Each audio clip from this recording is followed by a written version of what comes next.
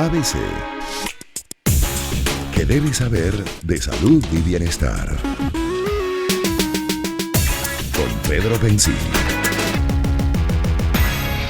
Y bueno, tenemos en línea ya a nuestro próximo invitado, el doctor Julio Castro, médico infectólogo, profesor universitario.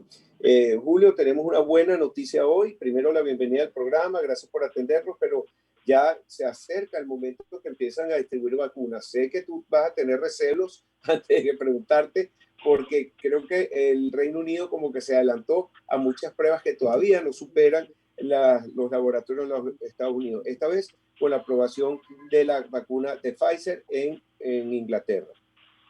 ¿Qué opinas? Sí, Pedro, vimos por las redes que el NHS, que es el Sistema de Salud Inglés, dio aprobación a la vacuna.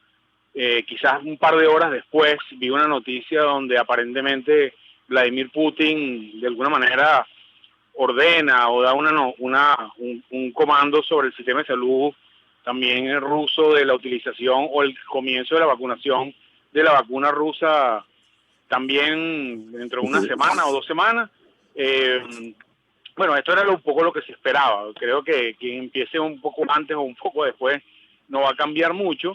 Lo que sí hay que serle claro a la gente en general, la estrategia de vacunación como parte del control de la epidemia, o sea, que la vacuna empiece a producir disminución de los niveles de la epidemia, puede tardar 7, 8 meses o 12 meses. Lo que no queremos transmitir a la gente es que como empezó la vacuna en Inglaterra la semana que viene, pues ya se acabó el problema del coronavirus. Eso no va a ser así. Las medidas de protección tienen que seguir aún en los países que empieza con la vacunación, porque no hay capacidad para vacunar al 100% de la población durante el año 2021. Entonces va a ser una vacunación en fase.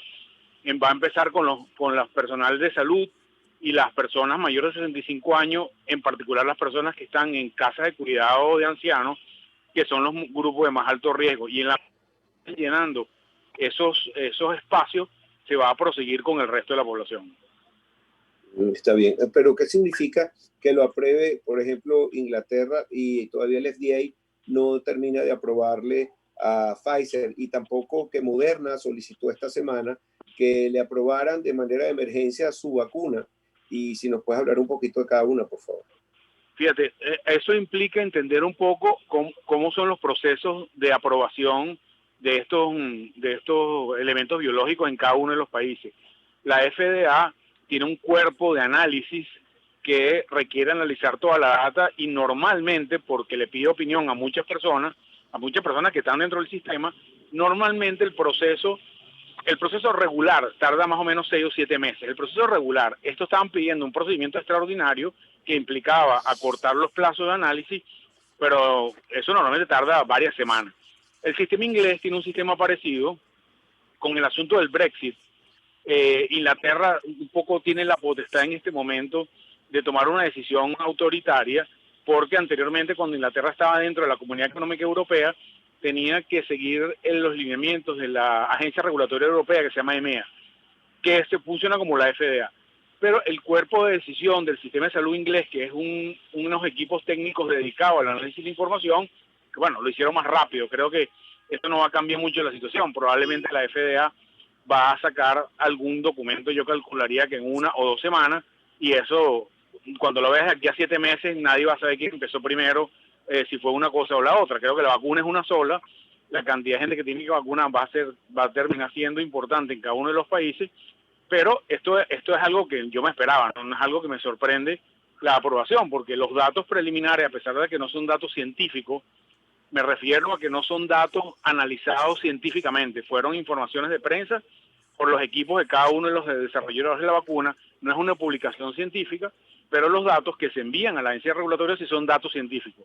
Y parecía robusta la información, no había razón para dudar de que no fuera real esa data, y esa data ya apuntaba a que muy probablemente iban a ser aprobadas las vacunas que tengan suficientes datos, y no van a ser la única. Yo creo que creo que es la mejor noticia.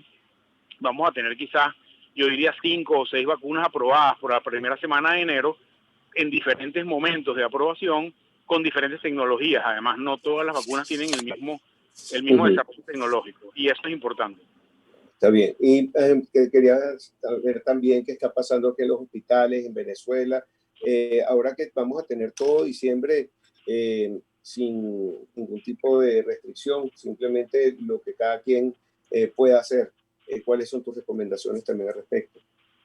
Fíjate, nuestro sistema de monitoreo no gubernamental, que nosotros monitoreamos los 40 hospitales más importantes del país, donde monitoreamos personas que tienen infección respiratoria, que no es exactamente lo mismo que coronavirus, vamos a estar claros.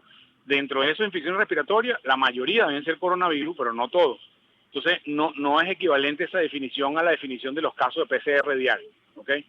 Pero en nuestro monitoreo, en las últimas 3 semanas, a diferencia de lo que dicen los PCR, hemos estado viendo un aumento lento, pequeño, pero progresivo. Esto no es una tendencia absoluta, ¿ok? Eso hay que seguirlo viendo en la semana, pero a diferencia de lo que dicen los casos de PCR que vienen bajando, es por primera vez desde el 13 de marzo empezamos a tener información que no es igual en términos de la secuencia de los PCR en relación al monitoreo hospitalario. Y eso tiene que sonar la alarma. ¿Okay? Esto puede ser dentro del inicio de una segunda onda en Venezuela. Eso pudiera ser un pico que luego baje. Tiene varias explicaciones, pero sí la recomendación para la gente es que tenemos que mantenernos cuidándonos independientemente que no haya normas de restricción de circulación. Creo que diciembre tiene que ser un mes de que la gente se cuide en sus casas, cuando va a los sitios públicos. Las recomendaciones que ha liberado la mayoría de los sistemas epidemiológicos en el mundo relacionados con Thanksgiving y con diciembre, Thanksgiving para los países sajones, diciembre para los países que celebran la Navidad, que tengas medidas en tu casa, por ejemplo, que las reuniones sean menos de 10 personas, que si vienen personas que no están dentro de tu entorno habitual, use la mascarilla dentro de la casa, que evites tener contacto con personas que tienen síntomas, que evites los viajes inclusive. Estados Unidos liberó una recomendación de evitar los viajes inclusive para Thanksgiving, que es como la fecha más familiar en Norteamérica. Creo que tiene sentido extrapolar esos consejos para Venezuela, porque el aumento de personas, de contacto de personas con personas que no tenemos contacto habitualmente, producto de la Navidad, puede producir un aumento de la transmisión. Está bien, entonces sigue estando todo igual, es preferible mantenerse con distanciamiento social, aunque hoy la OMS hizo una distinción con el uso de las mascarillas que recomiendan usar la que tiene la válvula. ¿Por qué es esto? Si leíste algo al respecto. No, recomiendan no usar la mascarilla de válvula. Yo vi las recomendaciones que liberó la OMS en relación a la mascarilla y más o menos reafirma lo mismo que vienen diciendo antes. La única diferencia es que recomienda que las personas que hacen ejercicios vigorosos no deben usar mascarilla. Y no recomendación no usar la mascarilla que tiene válvula. Eso es lo único que cambió. Pero recomiendan que la gente siga usando mascarilla en espacios cerrados, aún en espacios abiertos donde hay concentración de personas. Eso sigue siendo igual.